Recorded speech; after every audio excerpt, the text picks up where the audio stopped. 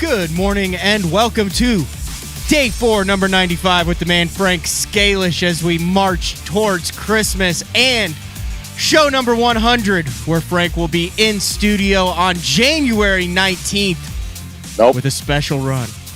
I thought it was the 26th. Did we change it to the 26th? Yes. Oh, yeah, we did. See?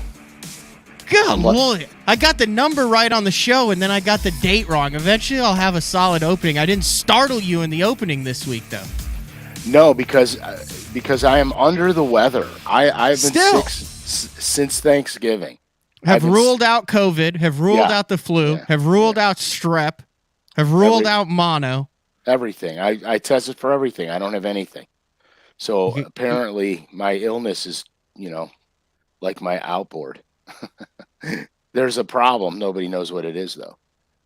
But you went and picked up the vessel. I picked the vessel up, yes. It is in your possession again. The vessel will be soon traveling down the road to see another doctor. You got out on the water, though, this week, I heard. Yeah, dude. Got out Tuesday. Me and Frankie went out Tuesday. Caught some beauties. Put a 4.5 pounder in the side of my hand with a jerkbait, which was fun. How did that work? Well, it was dumb is what it was. So I was catching them on a perfect 10. Okay. And lots of hooks, 9 hook points on a perfect 10. Oh yeah, and it's a long bait, so they're nice and spread out. So you have even a higher chance of getting impaled. And I hook up the first fish of the morning. And I told Frankie, I said, dude, get a little video clip so I could post it on Instagram. He's like, yeah, cool. So I said, look out, I'm going to get in. We were in my aluminum boat, so it's only 14 feet long, and I have to get into the little hole in the boat so I could belly land a fish. Right. Because I can't do it from on top in that boat. And I go, look out, I got to get in the hole of the boat. And he's like, no, just get him from there. And he's, got his camera going. And the fish starts to flail around. And I grab the line, not hard, just, hook the line with my hand to steer the fish.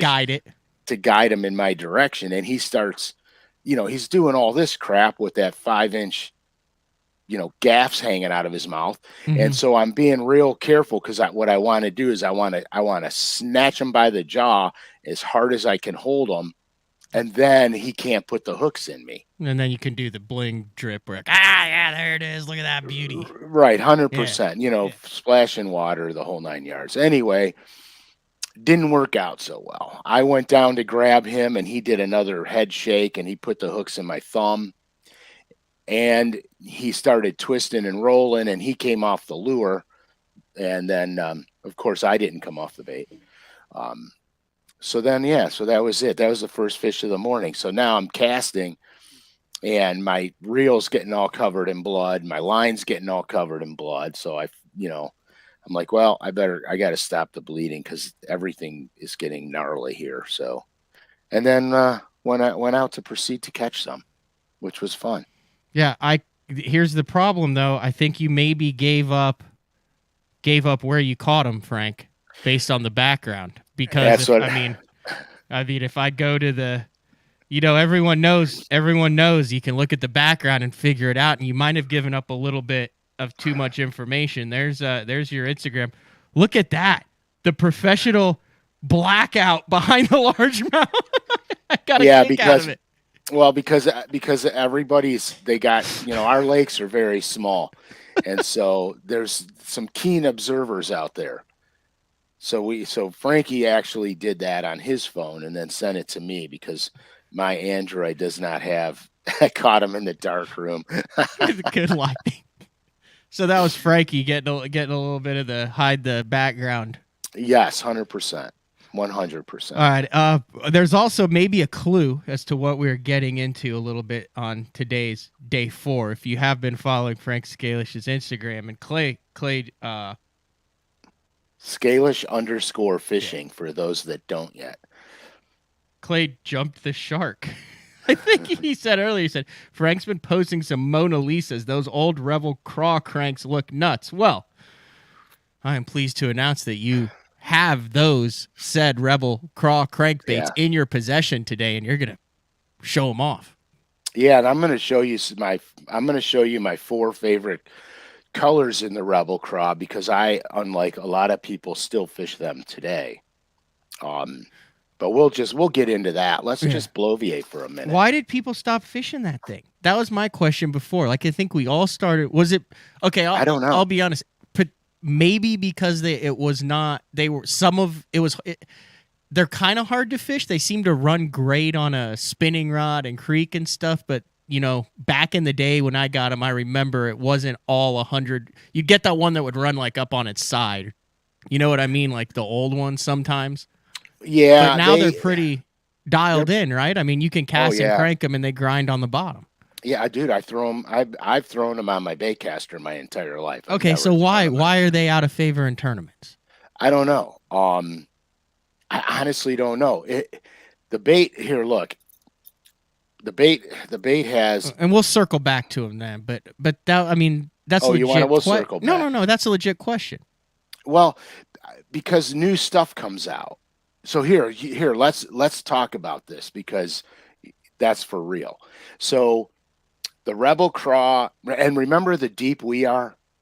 100%. Yeah, those are still very sought after. Right, and they don't make them. They discontinued them a long time ago. And the original Deep Wee are was a money bait for me. And so that's why I started throwing the Deep Wee Craw, because those two baits combined, I caught so many bass on them in my early days in the tournament trails that they were never not with me. And so what happened is the Deep Wee are had a little tighter wobble. It hunted in the rocks really good. And the Deep Wee Craw has a wide wobble to it, and it roots around in the rocks really good. The Deep Wee Craw, the D76 size. Okay, that's this one, the D76 size. The Deep Wee Craw roots in the rocks, and is that this one right here? Yeah, that's that one. Okay. So so D76. Yeah, so in other words, and that color there is one of my favorites. It's an olive bone and orange, but I don't know what they named it. I'll show you my favorites. I have them. Okay. But at any rate, so it roots around really good. So when I was fishing, rocky points and stuff like that from 2 to 8 feet, that's what I was throwing mostly, was that Rebel Craw. In derbies, you've chucked one in a derby. Oh, absolutely, absolutely. I've won a lot of money locally on these things here, and then so here's what happens.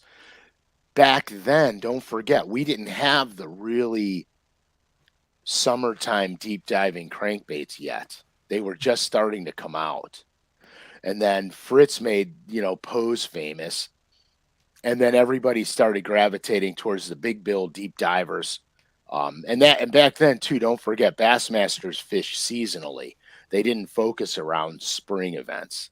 Most of it was throughout the season. So you would have an opportunity for a really good offshore summer bite. So then the big deep diving crankbaits became very popular, and that's what started selling. And a lot of your shallower baits kind of went to the wayside just because of that, really.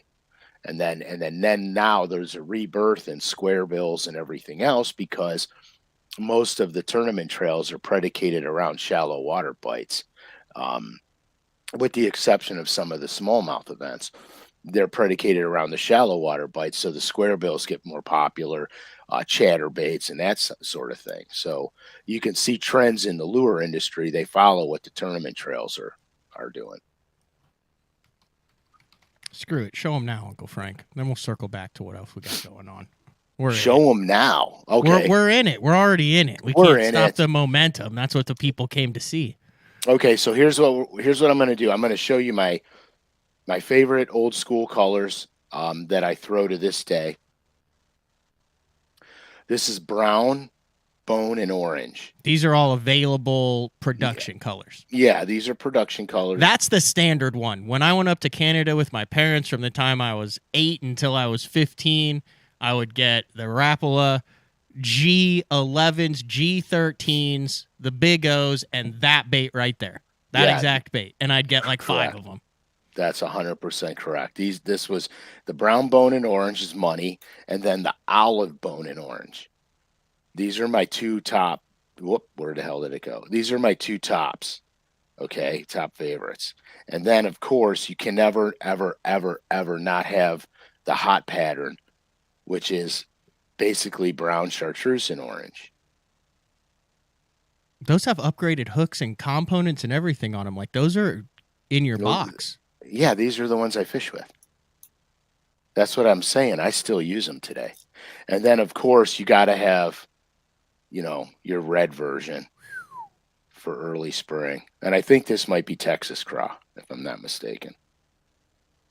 But yeah, these are like, when I tell you I still fish them, it's not BS. I mean, here, look. These are my spares that I just pulled out of the boat. How do you have those organized? That's a little sneaky deal that you got right there. Yeah, I put them in these little bags, and then I have them. They hold. Are those just like Amazon bags, or what kind of bags are those? Hell, you put your weed in there. I don't know what kind of bags these are. Well, I mean, for the iTunes listeners, they're like little miniature plastic bags, but they fit 3 crankbaits perfectly. Right, they're without hooks. Yeah, in fact, I'll tell you. Okay, since we're doing this, we're going to go deep dive. We're going to go dimensional. So the bag is actually 3 inches by 5. It's 3 by 5. 3 by 4. My bad. And it holds 3. It holds 3 deep wee craws side by side with no hooks, and this is how I store them. Oh, they're available everywhere. If you just type in 3 by 5. Oh yeah, here's 100 of them on Amazon for $5. Yeah, they're nothing, dude. So this is how I store them. I really would have put this up, but I shouldn't. But I'm doing it. It said the deep weedar.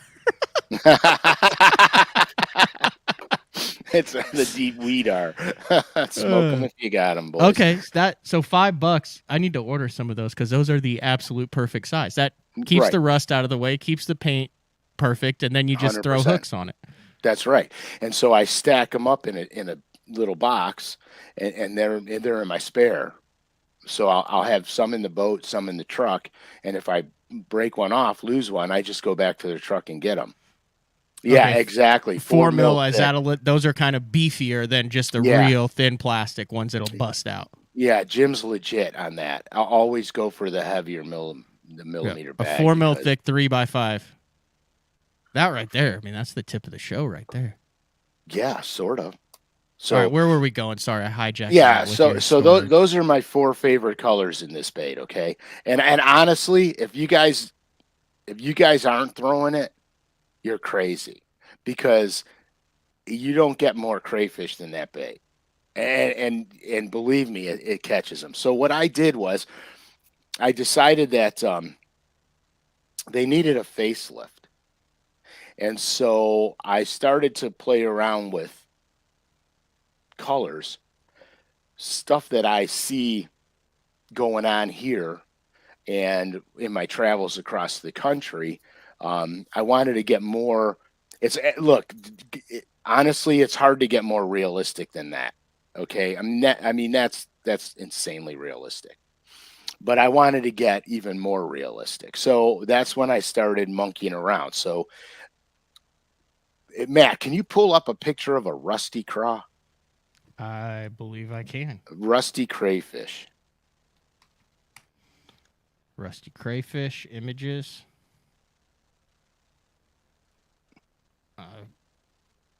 They'll have one. It'll be. No, I feel like this is a pretty good representation. Clean. It'll be clean. It'll be real clean. It won't be too obscure. Hold on a second. I got to go back to this. Because I'm going to show you. There's a method to my madness. This. How's that? Okay, that's good. They have one in the water too, which brings out a little bit more of the blue in the crayfish. Well, we can go find one in the water. It'll be spread out in the water, a semi-top view, I think. Okay, keep talking about it then. Okay, so here's the method to the madness, all right? I was getting a little goofy because when I make my jig skirts and stuff, I look at actual photography of these animals in the water. And then I make my jig skirts to look like they look in the water. And so I said, why don't I just do that with the Rebel Craw and make them actually look like the animal they really are? Because then their representation, okay, that's brown because of the rocks, but okay, anyway. We'll keep working on it. We got time. Yeah, so anyway, so that's what I do, okay? So I said the crayfish bait will be a really good bait to do that on, because I can get really detailed and I can make it look exactly how they look for real. And then it doesn't matter what water conditions you're throwing them in, because they'll be represented. Like that last picture Matt showed, the thing looked brownish because of the stones on the bottom. Okay, that's a good, perfect picture. In fact, that's the picture that I use. That's my model. All right, so take a gander at that, and now I'll show you the bait. That's called the rusty craw. All right, that's a very common crayfish. In fact, now it's becoming an invasive species in a lot of areas. So what I did was I painted the rusty craw. Oh, geez. You follow? Yeah, you can do that. One more click and we're on. Did your light just go down or something? Yeah, there we go. That's uncanny. Right? Yeah. And so that's this bait right here. That's impressive. So then I said, okay, well, let's do a common craw. Okay. Common craw is basically you'll find in a lot of streams. They're near shore crayfish in lakes and reservoirs. It's a brown bait. It's a brown animal. It's tan and brown, kind of bony, but not too much bone in it. Real pale. It's a muted crawdad, but it has marbling and mottling to it. So that is the common craw.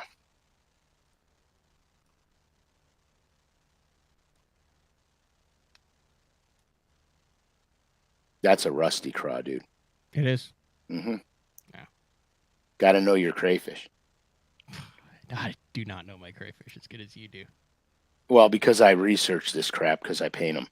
Yeah, very well. But anyway, that's a common craw. Okay, there's a crayfish in Arkansas that looks just like that. Only, believe it or not, it's got a stripe on it.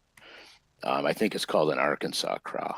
And then, of course, I wanted a hot pattern, because you always have to have one hot pattern.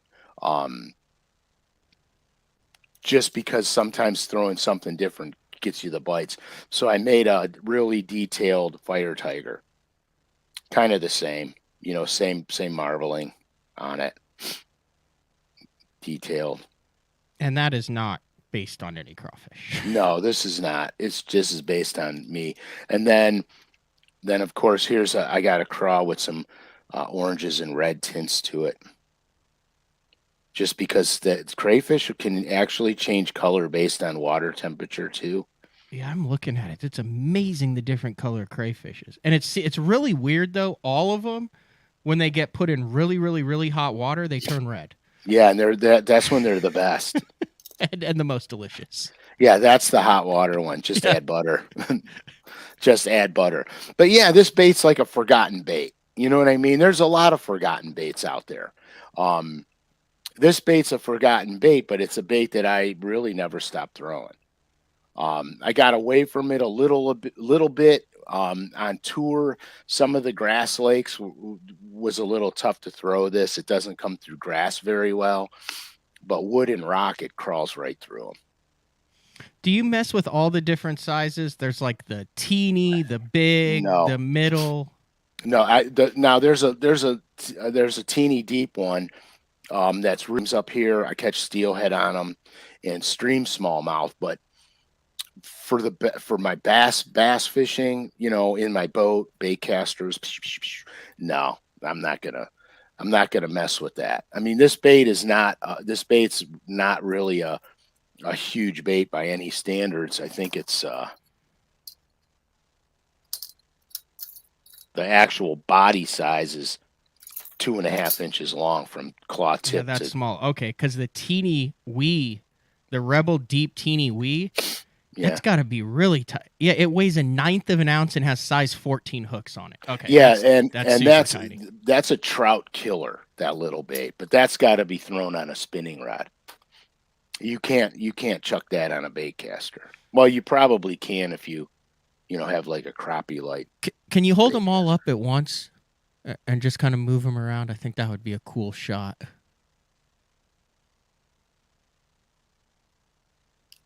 Oh, and then you have it, and then on your tag is that in case these go further than just the lab, the Scalish lab.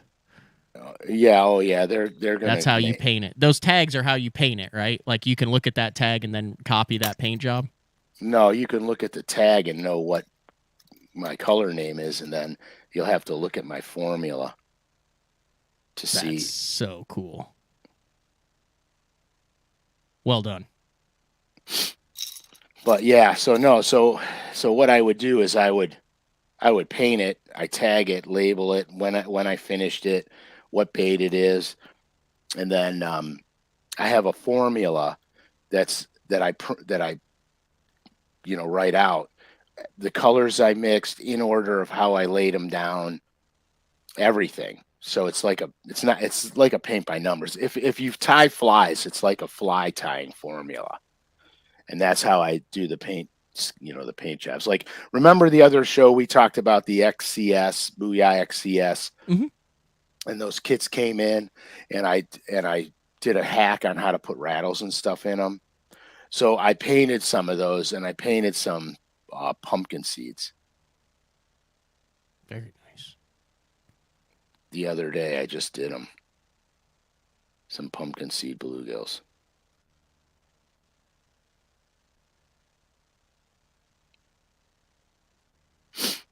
And that's pretty much that, man. Will you just go ahead and run through the hardware that you're going to upgrade it with? Like I said, I noticed there were some new hooks on there, and then the line, and what you're typically going to fish that Rebel Deep. Yeah, I used to put, believe it or not, I used to put number 4 Gamakatsu round bends on them back in the day, until Gamakatsu came out with the number 5. The number 5 runs much better on this bait. So I went to the number 5 Gamakatsu treble, and that's really the upgrade that I make. The speed clip I always throw the speed clip on it. You have to be careful with these baits tuning them. I'm going to show you something here if I can get it in there. Yeah, it looks great. Okay, right there. Can you see that right there? Oops. Whoa. Where am I going? They're like a little it's like a little hook right in here. Yep. So the line, the eye of this thing, it's sensitive to tuning. If you crack it, it won't tune. So when you put the pliers on it, when you put your pliers on it and you're going to tune it and you put your pliers directly over it, what I do is I don't move the pliers. I hold the pliers still and I move the bait a little bit. This way I'm not over tuning it with the pliers, because anytime you over tune a crankbait of any brand crankbait, you have to over tune it to come back. And so what happens, the more you start doing that, the looser that line tie gets, and then the crankbait starts to have running issues, no matter whose it is. So I always am very delicate on the tuning process. Now, some crankbaits, like a fat-free 7, for example, has a massive line tie on it, and it's embedded very deep into the bill, and it has a concave cup in front of it. That one requires some pressure to tune. So my fat-free 6s and 7s, they require tuning pressure. My Normans require almost no tuning pressure because most of it's above the bill, and you can actually tune a Norman with your thumb. I used to tune them with my teeth like that, but I don't recommend it because I've chipped my teeth before. But it's a very sensitive tune bait, so you don't need a lot. And it's the same thing with the Rebel Craw. You don't need a lot to tune this bait, and so do it very little bits at a time. Once you get it tracking, it's tracking. But if you overdo it and you have to come all the way back, you're going to have issues. Like the Perfect 10 Rogues, I tune with my thumb. I don't use pliers on those either. Because if you over tune them, the more you bend, it's a piece of metal, guys. The more you start working it, the weaker it gets and the softer it gets. So you want to be cognizant of this when you tune crankbaits.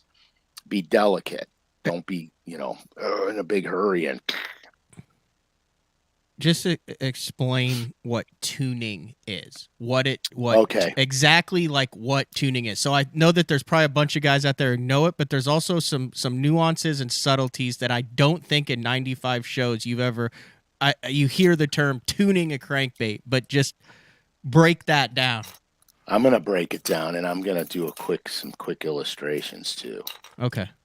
Okay, so here's what we got. Oh, I got white paper. Sweet. So here's what we got. Crankbait runs. You cast it out. You point the rod tip straight at the bait. A lot of guys pull them sideways. Yeah, you're not getting accurate. Cast it out about 15 feet in front of you. Point the rod tip straight at the bait and reel it in. And you'll see the bait. It'll be running and it'll run straight to you, or it'll run and it'll start kicking off to one side or kicking off to the other side. So whatever side the bait's kicking off to, you take your pliers, and here, I'm going to do this. This is going to be crazy because it's probably going to be a piece of crap illustration. I don't think you're capable of drawing something that looks like a piece of crap. Oh, yeah. Don't trust me. This is going to be a piece of crap. You're starting at a base that is so much further advanced in the drawing spectrum than 95% of the general public. Oh, yeah. And this is not just the Rebel Craw. This is for all. This is for all crankbaits. We've talked about it. Have we done a tuning show? I don't think we've done a tuning show. No, we have not. We have not. But we talk about it a lot. We talk about it a lot. Because, when you catch one, when you bang it off of the rocks, when you do something, the bait gets out of tune. So it's important to know what exactly it is when it is perfect, what it is when it is out of whack, and how to fix it so it is perfect again. And all baits do this. Every single bait gets out of tune. Right. So here's what I got. Okay. When you tune a bait, I cast it out straight in front of me, point the rod directly at it, and I reel it in. If it comes straight up to the rod tip, golden. If it's kicking off to one side or kicking off to the other side, I hold the bait like this. So this is important. I hold the bait like that. I put my pliers on the bait like this. Okay? That's how I'm holding it. The bill, I'm perpendicular, pliers perpendicular. You're not twisting, and you're just going to take, and if the bait's running one way, you go the opposite way, and you take your pliers opposite way. I put them on the thing, on the bait, and then I move the bait the opposite way it's running. So if it's kicking out, if it's kicking out that way, we tune it that way. Opposite way it's running, not twisting, perpendicular, like that. So that's what it's going to be. So if your bait's running, let's say it's running that way, then you want to do the line tie that way. And just a little smidge. Now, like I said, you have to pay attention. You literally just drew that? Yeah. You have to pay attention to the type of line tie. So here, I have a couple here, believe it or not, by accident. totally by accident. I have a Norman crankbait, a deep little end. Now you see, let me get this split And ring. it's not that I'm not paying attention. We do have breaking news on another front, and I'm trying to get it so we can show the day 4 listener. So just keep rolling. Okay, so you see how the line tie is above the bill, and it's a thin metal line tie, right? It's not fat. So then if you look at the Norman XCS, you have a countersunk. You see it's countersunk into the bill, and it's got a deep cavity for the line tie. This bait here requires a little more pressure to tune, because you can see I'm holding it up and you can barely see the line tie above the bill. Okay. Now the other thing here, I have a Bomber Next Gen right here, so I'm going to pop it open. Now the Bomber has a heavy duty line tie on it, so you'll be able to apply a little bit more pressure. See how fat that line tie is? Yep. So you'll be able to apply a little bit more pressure to the bait when you're tuning it. So you have to pay attention to, to what type of line tie that it is. Remember, the deeper it goes into the bill, the fatter the bill, the deeper that is, the fatter the line tie is. It requires a little more pressure to tune it. The thinner it is, like on an XCS, it's right in the front, right here, real thin. This bait, you put the pliers in this way, like that, and you tune it this way. Okay, so that's kind of the things you want to pay attention to when you look at the Rebel Craw. It's got a thin line tie, but it also doesn't go very deep in the bill. So you have to be careful with that. And so that's what you have to look at. And every crankbait is different. So, but once you get the hang of it, you could tune anything. It's not hard to tune a bait. You just don't want to overdo it. You do little mini adjustments at a time. The more aggressive you are with it, the less likely it's going to stay tuned. Hold up that illustration again, just to exactly where the pliers are supposed to be on the bait. No, it's not a breaking news about any angler leaving, doing anything. So you want to be above the bait down. So that's right, my problem is I'm not exactly sure where I need to grab the line tie in order to maneuver it, because you can get it kind of cattywampus if you don't have it dead on. Right. So you want to be perpendicular to the bill. Okay. Straight up and down. And a lot of times I move the bait, not the pliers. It just depends about the line tie. Like on a fat-free 7, I'm moving the pliers because you aren't going to tune it moving the bait. So I'm holding the bait solid and I'm moving the pliers. On some of the baits that don't have fat line ties, like a Norman, you barely have to touch it to tune a Norman. You barely have to touch them, except for the XCS, which I already explained. It has a recessed, fatter line tie, deeper in the bill kind of thing. And so and remember that you never twist. You never ever twist. It's always this way.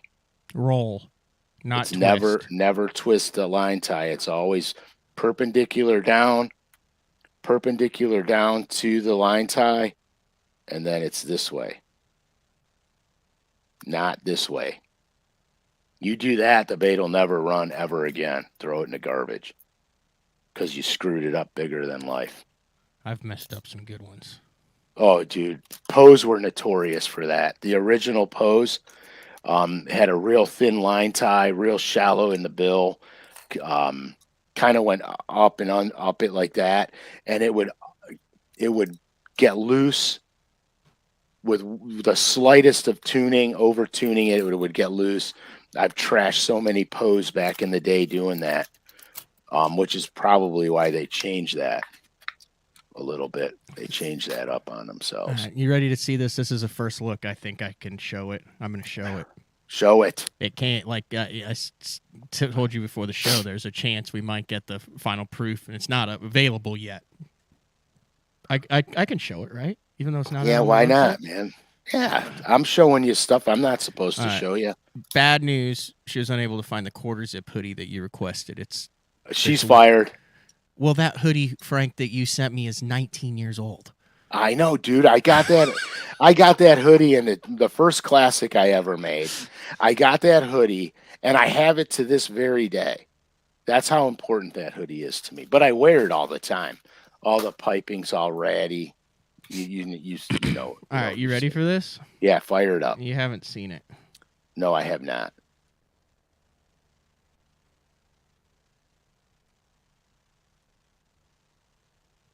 Do you like it? Oh, yeah. Loaded to the cork. Loaded to the cork. Hanes beefy tee, long sleeve gray, day 4 Frank Scalish t-shirt. Money. You like it on the sleeve? Yeah, I love it on the sleeve. And then that's actually a silhouette of you. That is correct. Loaded to the cork. There it is. Thoughts, opinions? I mean, if not, I'm going to fire it off and say that one's good to go. I like it. What do you... Dude, I designed that thing. I like it. Yeah. Well, it's a... Doug says you look fat in the picture. That's called rain gear, Doug. Yeah, it's winter time. And you know what? I might be a little robust. We don't know yet. All you guys see me is from here up. He loves it. That? A lot of people thinking it looks good. All right. All right. We get the thumbs up from the audience. If hat backwards. Yes, that's you. That's, of course, if you're loaded to the cork, you're wearing the hat backwards. So in actuality, okay. Oh, she should move the logo over more to the right so it covers my real hand. The Y covers my real hand. Okay. Or am I nitpicking? I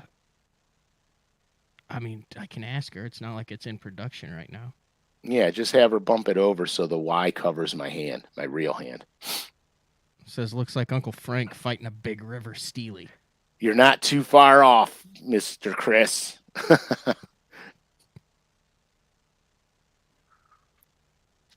Looks good. All right. All right, we're getting thumbs up, guys. People are noticing that's a catfish. What is it? A salmon rod? No, it's a steelhead. The guy was right. The guy was right on the money. This is the question, Joe B. This was a Frank. Now we can add a Frank Scalish signature. Here, we're gonna have this discussion. Joe B says Frank Scalish signature. Okay, who wants the signature? Okay, so Frank did not want the signature on the shirt. He said, why would you wear a T-shirt with another man's signature on it? And I said, because it's day 4 with Frank Scalish. That's why. Okay, so if I'm all wet, tell me, because we didn't approve this yet. So we could put like right here. Let's zoom it in more. Like I said, this is proof, but right in that area, we could just have the Frank Scalish signature underneath it. We can make it small and squeeze it in between the A and the Y. Yeah. It's up to you guys. We got to get some, come on, we need some response here. We got to get some feedback. Okay, we got yes for a signature.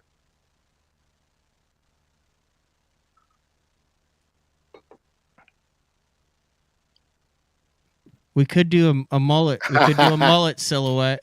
Yeah, yeah, sure. Tackle box breakdown. Sign it, brother Daryl. Yes, sign it. All right, I will sign I will sign a white piece of paper and send it in. Well, we've got it already, or is that not your real signature that we use for the day 4 logo? I don't know if that is or not. Hell yes, yes, yes. There's not a single no. Okay, we're doing it. We're doing it. We're doing it. All right. All right. So I'll do a signature on a white piece of paper, and then we'll send it in, and then she can do that. Here, I'll put that up. That's not your real signature? No, that's not my real signature, but we'll put that signature between the A and the Y, I think. Smaller up to between the A and the Y. You see what I'm saying? Yeah, I got you. All right. We'll take the width out, so it'll just be day 4 there, and then the Frank Scalish signature. Yeah, okay, cool. Move the 4 over just a hair, cover the reel. Right. So you guys are going to actually get the real signature. Look at that. That was that. You know what? This is what I like. This is like going to McDonald's. You get instantaneous feedback. My feedback from McDonald's usually kicks in about an hour afterwards. Yeah, it's instantaneous enough, ain't it?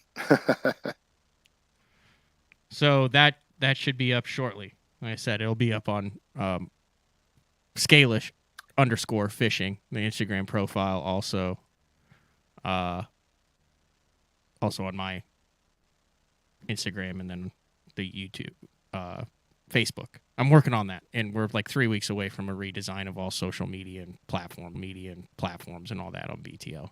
Wow. It's going to be a big undertaking. Sign under the logo. Good stuff. Oh yeah. Good stuff. All right. What else we got? We do have a new color on LureNet. Were we done with the craws? Or we wrapped that up? Yeah, unless guys have questions. So are those colors coming out? Are those colors that you're suggesting that they come out with? Are those chilling? No, those are coming out. It started with me chilling. But then, as all things go, when you get something that's right, then you want to put it out there. You know what I mean? Yeah. Like I said, I showed you my four favorite production run colors. I'll just do it real quick. You don't even have to blow me up. So there's brown, chartreuse, and orange. Brown, bone, and orange. And this is one of my all-time favorites, olive, bone, and orange. Believe it or not, this one here mauls them on Table Rock. And then, of course, for the colder water period, you got to have the red. And what model number is that again? D76. Rebel Deep Wee Craw D76.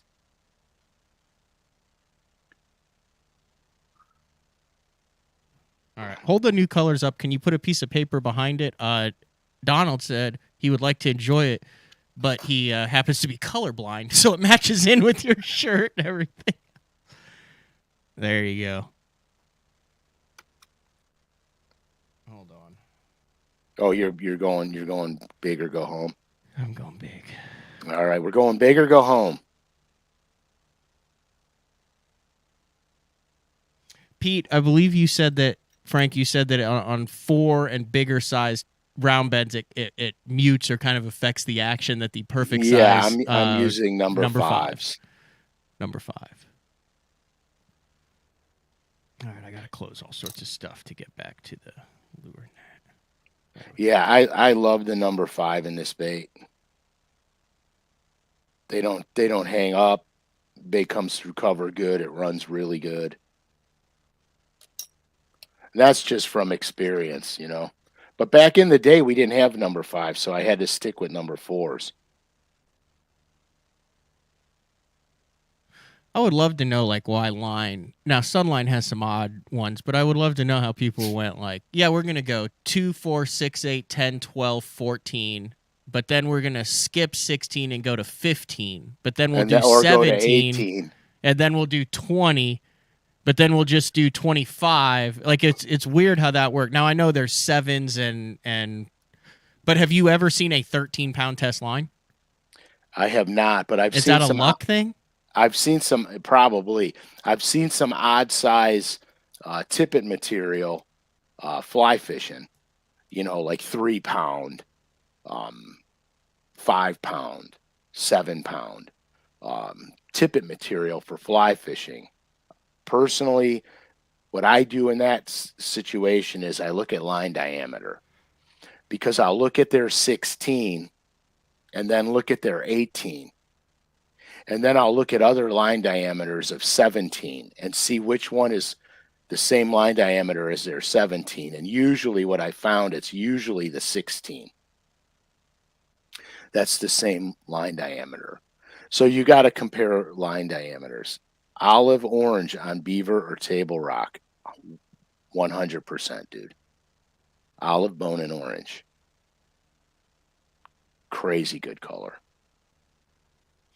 All right, is there the new color out in the paint shop? Oh, there's the holiday gift guide out on LureNet. Right, you guys gotta forgive me because I can't keep up with all the sales they got going on. I'm trying to figure out what it is, and like everything seems to be on sale over there.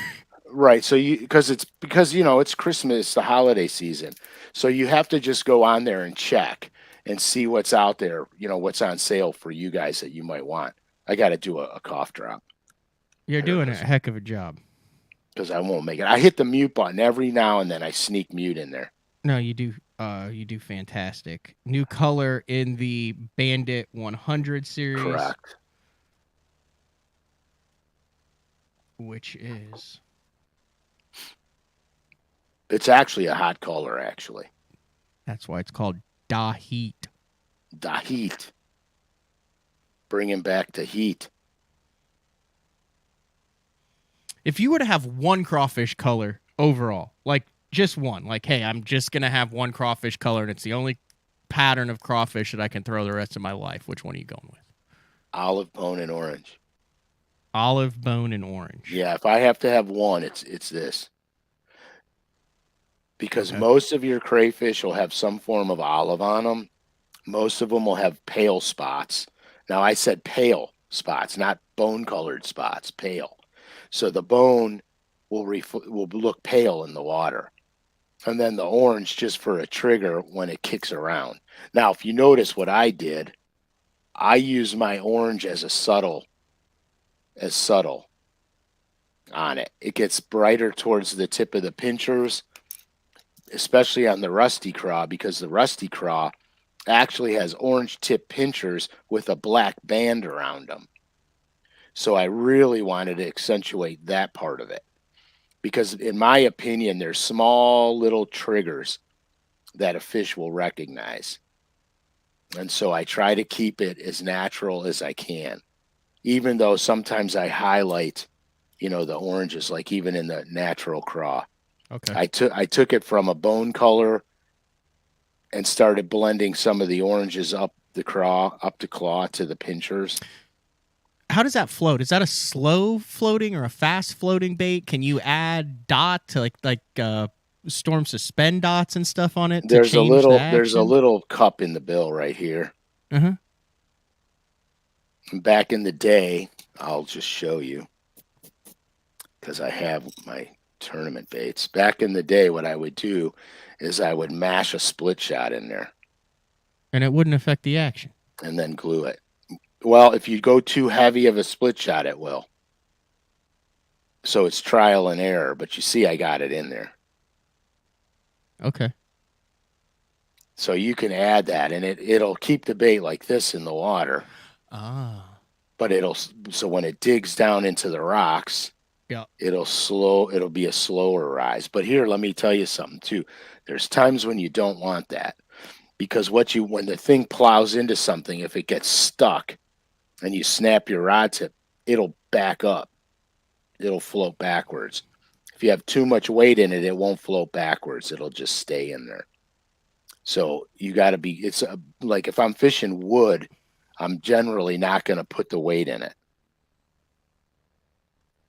So if you're fishing wood, you want it more buoyant so it has big deflection and a lot of buoyancy around the branches.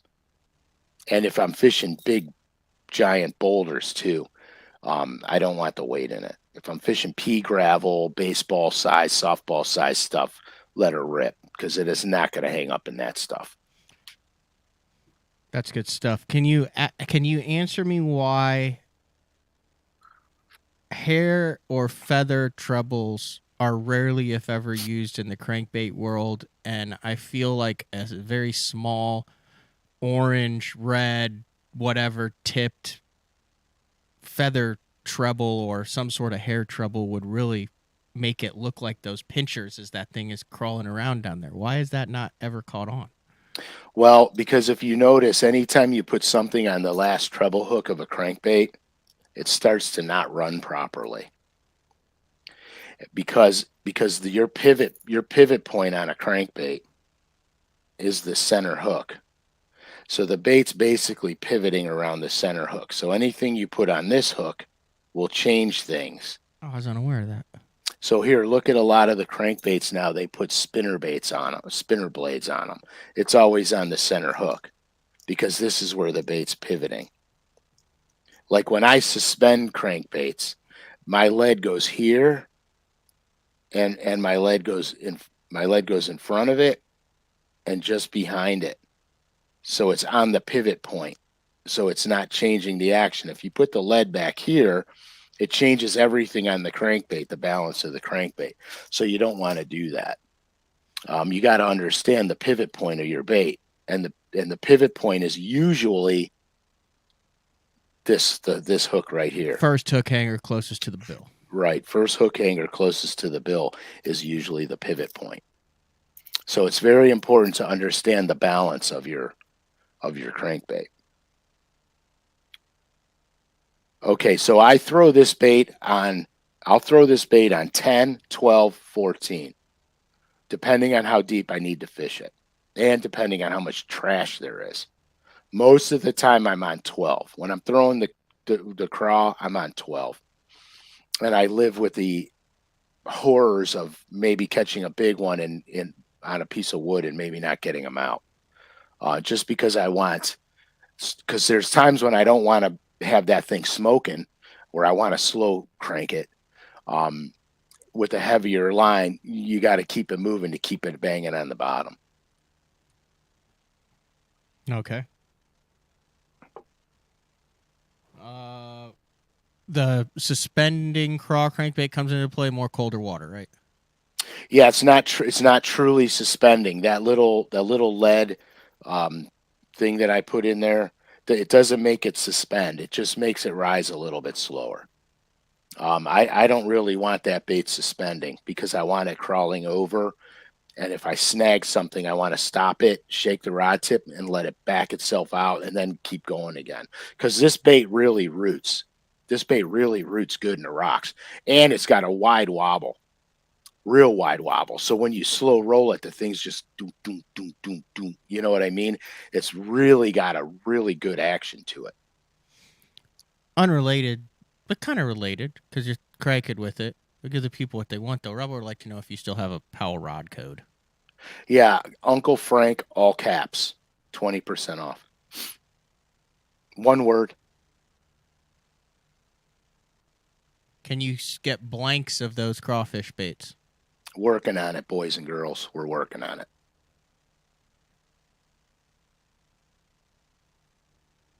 Ooh, look at that. We got awkward silence.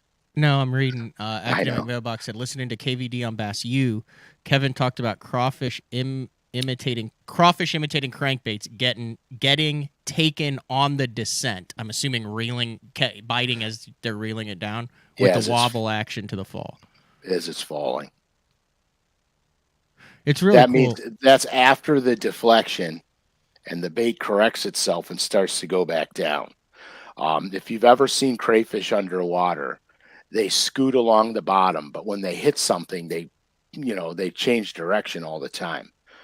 It's really kind of cool. Go to one of your local streams and start turning over rocks. And when you see them, roust them out of there and watch them scoot across that. Sometimes they go real high to the surface and then go back down. Sometimes they stop kicking and they fall down like that, like a shrimp or something in salt water. I don't know what this means. Did Frank only use what was in the kit to paint that square bill the other day, or use some of his tools? I mean, it doesn't come with any paint or anything like that. No, the kits don't come with paint. They don't come with paint. They're just body blanks. I actually painted this myself with what I have, the paints that I have. The stencils that I used, it's a company called Anarchy Models. And basically they have these patterns. They're not stencils that you put around the bait. They're just flat plastic patterns, and they're called creature features. So they have all kinds of crazy marbling and modeling and all different sizes and everything. So you're only limited to your creativity.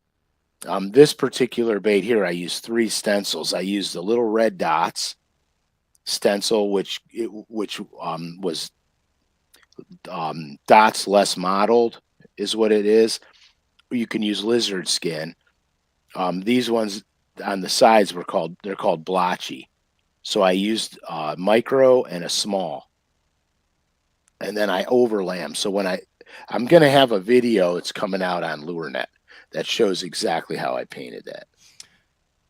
Wait a second. Does that thumb have an entry and an exit wound? No, this isn't the. No.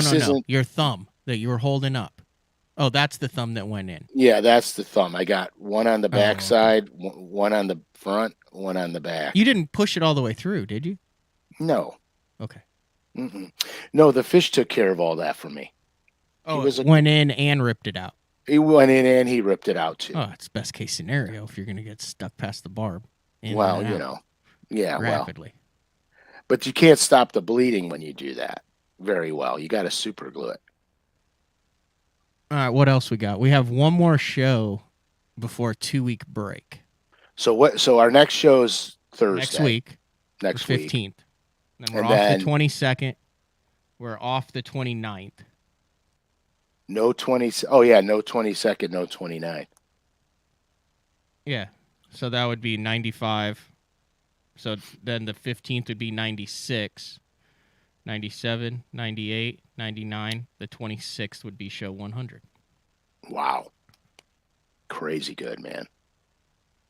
That's a decent amount of shows. Hey, yeah, it's 100. Absolutely. I would be interested in hearing from some of the BTL listeners and viewers. You know what might be good, Uncle Frank? Is to just put out a post on Instagram, or if you don't have Instagram, you could email me, matt@bassone.com. We've covered a lot of stuff over 95 shows. We have. But if there's something that we have not covered that you guys think is valuable that you would like to hear, let us know. Yeah. Because there have been a lot of show ideas that have come based on the comment section. You know, we'll be talking about something and a couple guys will be like, hey, I want to know about that. And then we'll be like, hey, that's a great idea for a show. Right. So what happens, like a lot of times I'll get DMs on my Instagram. Guys will have questions. And I'll go, oh, I'm doing a show about that. You know what I mean? Yeah. Because what happens is I know what I know. And Matt knows what Matt knows, but we don't know what you guys want to know. And so that's a lot of times, you know, your questions to me on my DMs and Instagram give me ideas of where to go. Like the grass show was predicated on that because I got some people were confused about milfoil and hydrilla and blah, blah, blah. So I said, well, let me dive into that grass show a little bit. You know what I mean? And so that's how we do it, which is nice actually, because then I don't get stale with ideas. Because sometimes if you see somebody who's good at their job, they make it look real easy, but they'll like Frankie does a lot of mechanical work. And so he'll be doing something. He'll go, oh, it's easy, Dad. You just do this, this, and that. And that's it. But what he doesn't tell you is there's a spring in there. Don't let the spring fly out. You know what I mean? And so he knows that because he's done brakes a million times. So he knows that. But I don't know that. You know what I mean? Oh, you got to crimp the hose or you'll have to bleed the lines. I don't know that. You know what I'm saying? So you take things for granted. The more you do something, the better you become at it. You take a lot of it for granted. So when you explain it to somebody, you leave things out, not intentionally, but just because you know it so well that you leave some things out. So there's a lot of times we'll be talking on the show and I might glaze over something. Like the tuning today. Right. 100% like the tuning. Perfect. Because I'll glaze over that. And then not realizing that there is a proper way. It's like putting treble hooks on a crankbait. There is a proper way to put the treble hooks on the crankbait. which I think we did once already, didn't we? Or did I do that on a video? Anyway, I'll show you. I don't remember. All right, is this the hook point in which direction they're pointing? Yeah. Okay. So the end hook, the hook point has to point up. All right. The middle hook, if you lay the bait this way, the two hooks on the side ride this way on the bait. They ride to the belly. So you don't have the hook this way and it's fighting itself every time the bait moves. They ride to the belly. Now, true be told, when the crankbait's running, the hook will be like that.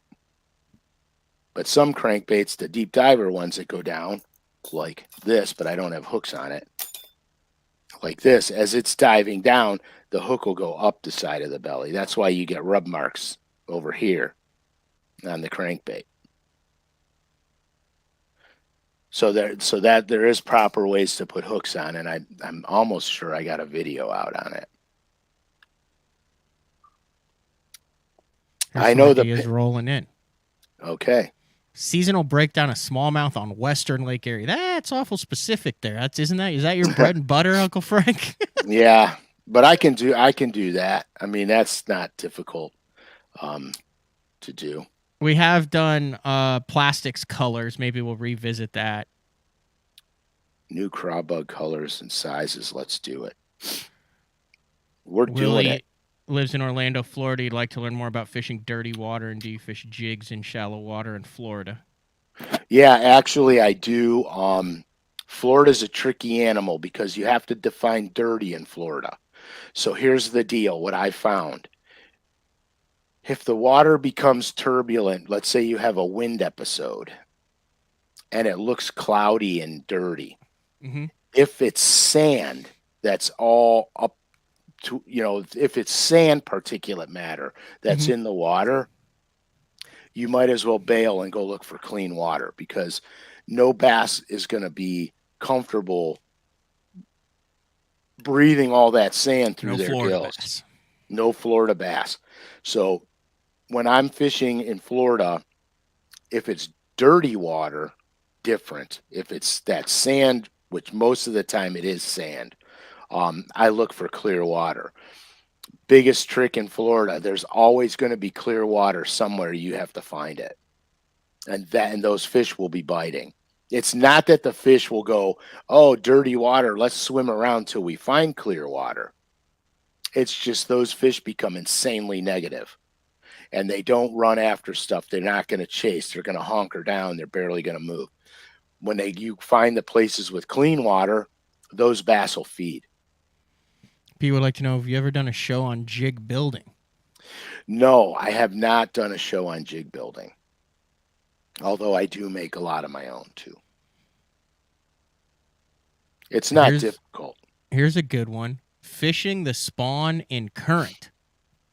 That's a great topic. I would be very interested in that one. Yeah, that's cool actually. Because in the river systems, I'll just hit it real quick. Yeah. They're going to spawn where there's a current break, because they don't want the eggs to be washed away. They'll be spawning where there's a current break. Sometimes it's behind a boulder. It's always going to be behind something in the main current, or they're going to get off the main current. They're always going to have some current flow, but they'll be off the heavy current. They're not going to spawn in the heavy current. That's good stuff. I would like an in-depth dive into that, because that's something that I'm going to have to face. And, it's not like I'm like, hey, let's go to the river and sight fish. Well, you can because it's really predictable. Yeah, probably. You could probably do some map breakdowns where you're like, here is a 20-mile stretch of river, and here's the 3 places they're going to spawn in. 100% guarantee. 100% guarantee it, because here, look, boulders become insanely important. Grass becomes insanely important. Dock poles become insanely important. Marina walls, marinas, anything that breaks the main current becomes insanely important in a river system during the spawn. Oh, I've done that on the James River in the Chickahominy in May. Yeah, absolutely. On the Cypress. Right. Where my co-angler was like, you see those white things up there? He goes, those are shell. That's a bed. And I'm like, well, it's dry right now. He's like, yeah, he goes, the fish are like right under the boat looking up there. And I'm like, what? Hey, and he goes, going yeah, on? the tide's out. He said, they'll move right back up there. I said, oh, no way. I said, it's freaking dry right now. He goes, oh, they'll be up there. A couple hours later, I go back. And there they flip are. on there, donk, swims off with the drop shot. Yeah, exactly. Holy cow. Yeah, I mean, that's just how it goes. You know, rivers are easy. They're easy because the current predicts everything of the equation when you're fishing a river system. What just happened? I don't know.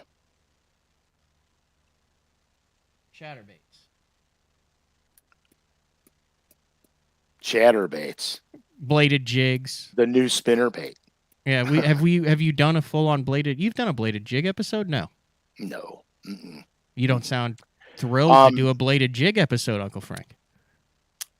In all honesty, I catch a lot of fish on them, but don't throw them often. When I pick them up, it's because I'm catching them on it. And I've learned a lot of things about it. And I'm going to make people mad at me. What I like the bladed jigs that are I'm just going there. We're doing it. All right. It's overtime. Is overtime with Uncle Frank. Yeah. We're now at 6 in, so you're free to.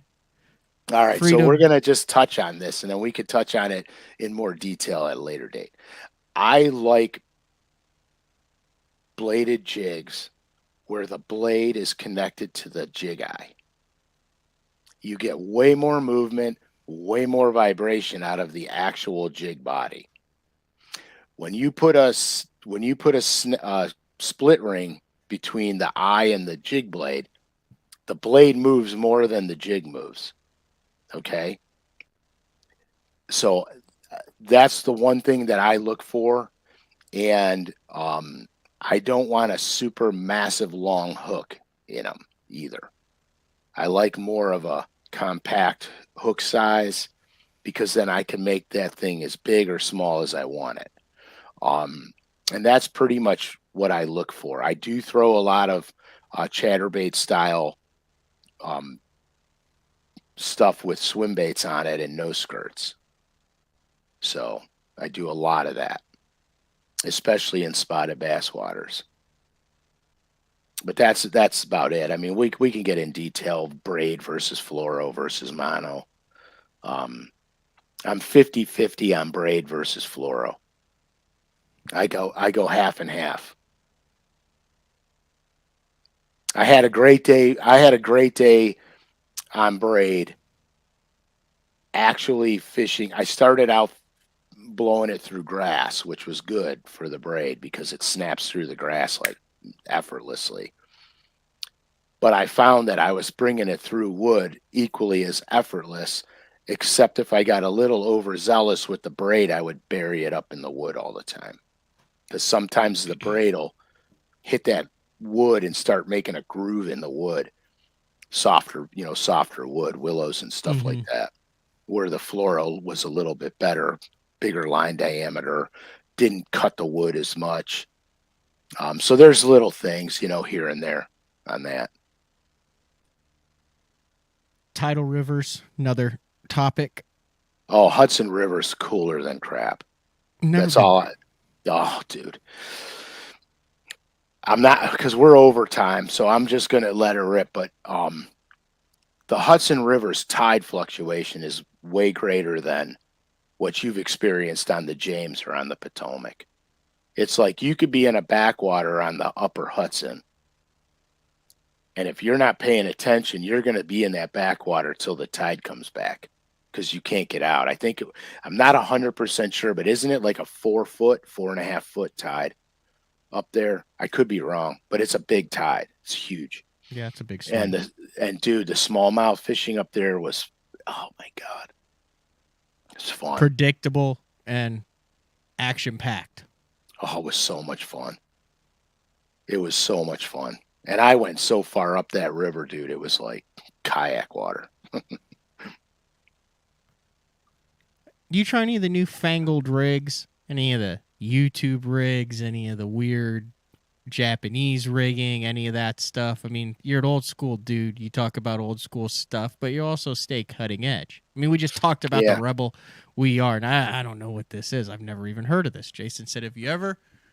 What is the bean rig?" I have no clue. I don't know what the bean rig is. I don't know. Something you experience after taco night. I don't know what the bean rig is. Here's the thing out. The black bean rig is it the next big thing? I mean, I experiment with stuff all the time, but I always go back to the best ways that I catch them. If that makes any sense to you. There's a time and a place for everything. Like here, look, okay, forward facing sonar. I don't have it. My son has it. Frankie has it. So when I fish with him, it's a forward facing sonar day because he can't keep his eyes off of it. All right. So I'm learning a lot about bass behavior, basically, with that. And so then, like the other day we were out, I didn't have forward facing sonar on my little boat. But because of what I've seen over time with his, I'm like, oh, these fish, they're not here where they're supposed to be. I bet you they're out here. And then we started catching them. So just because you don't have something doesn't mean you don't learn from it. And that's kind of what I'm always doing. I'm always trying to learn from something. A technique is developed because of a certain reason. Understand the reason, and you'll understand, why the fish are doing what they're doing. And then you could find other ways to catch them as well. This is interesting. The bean rig is basically I'll just show it real quick, just so you could get an idea for what it is. So you see the weight right there? Oh yeah. See how so when it falls, instead of that, it's just like it's one of those deals. It's like a more efficient way to almost kind of like that Tokyo rig that came out a couple years ago. Yeah, the Tokyo rig. I made a bunch of those when it came out. I made them myself, and I fished them for 2 days, and I'm like, yeah, okay. I just there's things that you could do with the Tokyo rig that are sweet, like put little swim baits on them and drag them around. But for flipping, pitching, punching, I'm staying traditional. I know guys will yell, but that's just me. All right, we'll hit a couple more and then we'll wrap things up. You're doing a masterful job, especially with being under the weather. Would never have guessed it. I'm ready for this thing to end, man. For the show or the sickness? The sickness. Oh, okay. I was like, we can cut it off. It's Uncle Frank's show. You do whatever. No, no, dude. The problem is I'll talk all day. Donald Judy would like to know kayak specific shows. I'm out on anything kayak specific show. I would assume you are out on kayak specific shows too, although you do have a lot of experience fishing from the bank. I do. I have a lot of experience fishing from my canoe too. That's how I started. I started with a canoe, and then because kayaks back when I was a kid were something you saw on National Geographic. So yeah.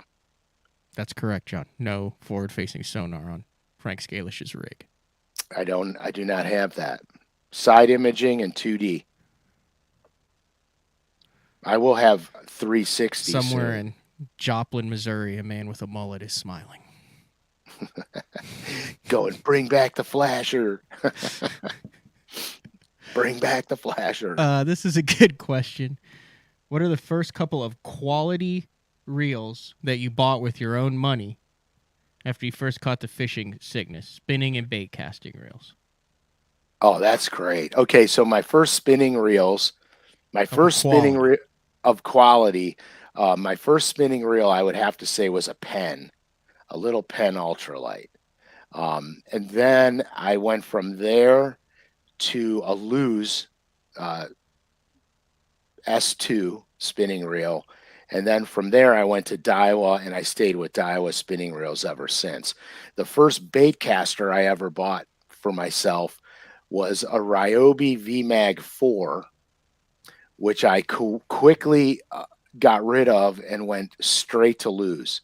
And then through Lew's for a lot of my lifetime through Lew's, then switched over to Cronarchs, Shimano Cronarch CH100s. And now I throw Revo STXs and winches and Lew's crank and reels. That Ryobi VMAG 4 looks like it's like... Dude, it's archaic. It's archaic. What did it have? 4 ball bearings? Yeah, I mean, the only place that it's available at is on eBay. Well, yeah, dude, they haven't made that in decades. Huh. So yeah, so that's it. I still throw Daiwa spinning reels and Lew's cranking reels and Revo STX for most of my other stuff. But I'm starting to move things over to Lew's, to be honest with you guys. Yeah, it's good stuff. They came out with that new one that's like, looks like something that belongs in an art museum. I just can't keep up with all the reels they make. Yeah, there's a ton of reels. Yeah, I can't keep up with it. All right. It's a good show today. It's fun. Rebel R took some questions, learned how to tune a crankbait.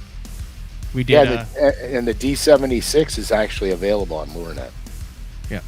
The Rebel we did a little R&D, a little finalize the loaded to the cork T-shirt. I'll get on that as soon as the show's over, and like I said, we'll let you know when that's out. I got to get you my signature ASAP. Yeah, that should take 5 minutes after the show. Maybe 2. 2? Maybe 2. That's cool. It'll be the real signature, then. Oh, yeah. All right, this has been another edition of Day 4 with the man Frank Scalish. Next week, Day 4, number 96. We'll see you then. Close.